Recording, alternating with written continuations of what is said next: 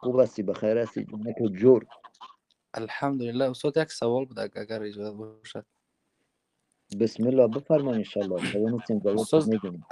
در همین جایی که ما هستیم، همین جا در مسجد و در همون اماما که هستن استاد، همینا کفر به طاغوت ندارن، الله اعلم. از همین جا مقصد بعد نماز جمعه رو ما چه بکنیم استاد؟ همون سوالت هم چی شد؟ نه والله اعلم گفتی. خوب بفهم، خوب باش بفهم. اگر میفهمی که واقعا کفر به طاغوت ندارن، طاغوت پرست هستن، میفهمی؟ طاغوت پرست هستن، ملاهای درباری هستن و هر روز دارن دارن به طاغوت دعوت میکنن، مانند این ملاهای خود ما که کفر این طاغوت ها را، کفر این دشمنای حجاب اسلام نشان میتن. چهار بکن نخوان پشتشون، نخوان پشتشون. باز باره همی صحبت کردیم نه، یعنی بشک نه، واقعا فهمیدی که همین ها توحید ندارن، کفر به طاغوت ندارن، فقط کاراشون چی هسته؟ کارهاشون مدح همی کافرا، مسجدی زرار جور کردن اجرا، در پشت اونها نماز نخون. بارک الله فیک. استاد، همین مسجد نبوی، واقعا مسجد نبوی، بعد همین یک خیل مسجد هستن استاد، در برای طاغوت گپ میزنن و بعد تمام که میکنن خود برای در حق همین طاغوت ها با دوام میکنن. همینش خیلی استاد. در حق طاغوت ها که دعا میکند همونا دیگه بفهمین کیستن، بفهمین کیستن. سبحان الله.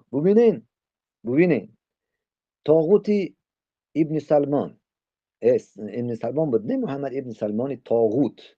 ببینید این مسخره کرد، کعبه را در ریاض جور کرد و اینقدر مردم دیسکاتیک شروع کرد، مردم دارد به کفر میبره، میگه که ما دیگه به دموکراسی روان هستیم، دموکراسی را تایید تصدیق میکنیم و تقویت میکنیم، این میکنیم.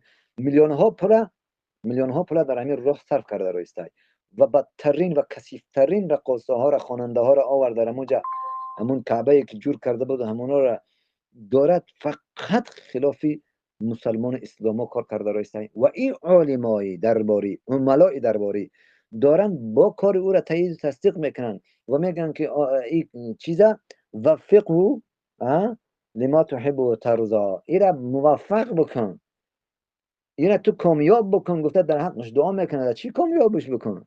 در کفر، در مخالفت به اسلام. بفهم که او کیست برادر قند من، بفهم که او کیست. حسبنا الله و نعم الوکیل. یک بار در حق مجاهدین دعا نمیکنن، یک بار نمیگن که اللهم انصر المجاهدین فی کل مکان، یک باری دعا را نمیکنن. در حق توشون مخالف اسلام هستن، غلام یهود هستن، هر روز دعا میکنن که نصرت بده، تو اینا کن، انفاق بکن، این وای بکن. کی اینا؟ پرستا هست در پیش تو پرستا.